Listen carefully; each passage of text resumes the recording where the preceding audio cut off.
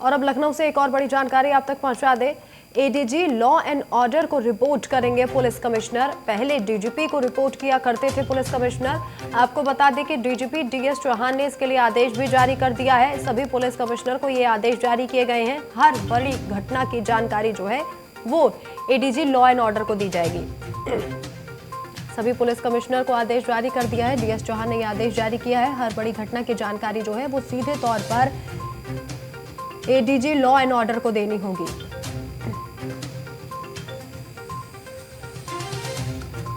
पहले डीजीपी को रिपोर्ट किया करते थे कमिश्नर, लेकिन अब एडीजी लॉ एंड ऑर्डर को तमाम जानकारियां देनी होगी। कोई भी बड़ी घटना अगर उस क्षेत्र में होती है तो सीधे एडीजी लॉ एंड ऑर्डर को जानकारी देनी होगी।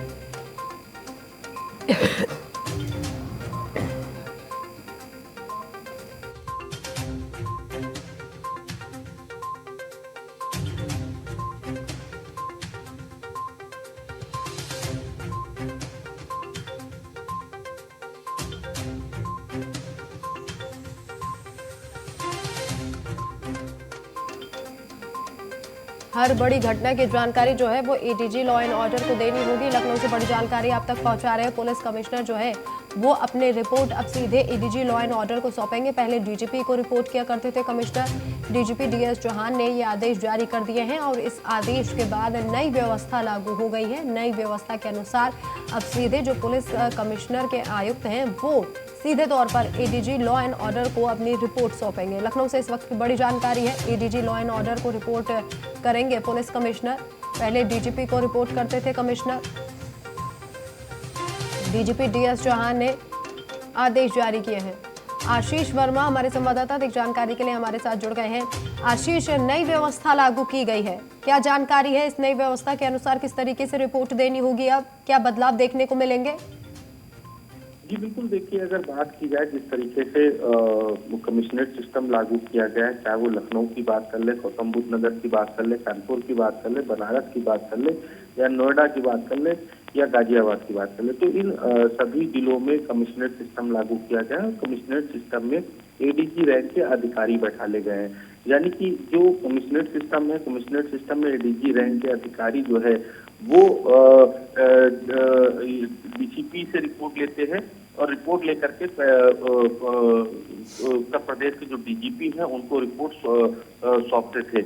अब हालांकि अब इसमें बदलाव किया गया है। अब जो कमिश्नरेट सिस्टम के जो भी अधिकारी हैं एडीजी रैंक के, वो अधिकारी उत्तर प्रदेश के जो एडीजी एलओ है लॉ एंड ऑर्डर, यानी कि वो भी एडीजी रैंक के अधिकारी हैं, तो जाहिर सी बात है एक पद उनसे बड़ा है तो उनको अब रिपोर्ट सौंपेंगे।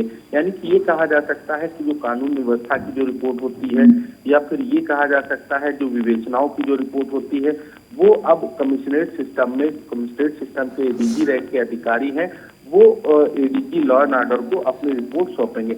हालांकि अब रिपोर्ट किस तरीके से सौंपते हैं, क्या उन रिपोर्टों में रहता है, ये देखने वाली बात होगी। कब से ये व्यवस्था लागू कर दी गई है आशीष?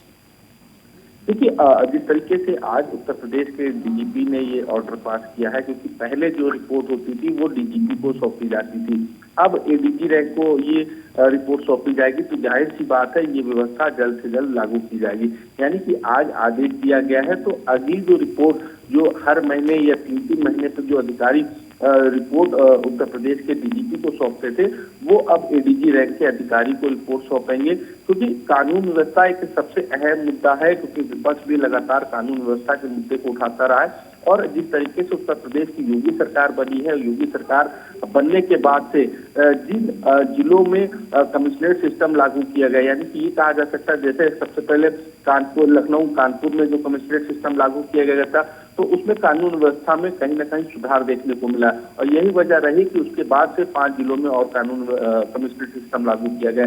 तो अब जिन जिलों में कमिश्नरेट सिस्टम है उन जिलों के जो एडीजी रैंक के जो अधिकारी हैं वो एडीजी लॉ एंड ऑर्डर को अपनी रिपोर्ट सौंपेंगे। बिल्कुल, और देखिए आशीष, इस नई व्यवस्था के जरिए एक पारदर्शिता भी आएगी। हर बड़ी घटना की जानकारी अगर सीधे एडीजी लॉ एंड ऑर्डर को दी जाएगी तो इससे तमाम व्यवस्थाएं जो हैं वो भी सुधरती हुई नजर आएंगी।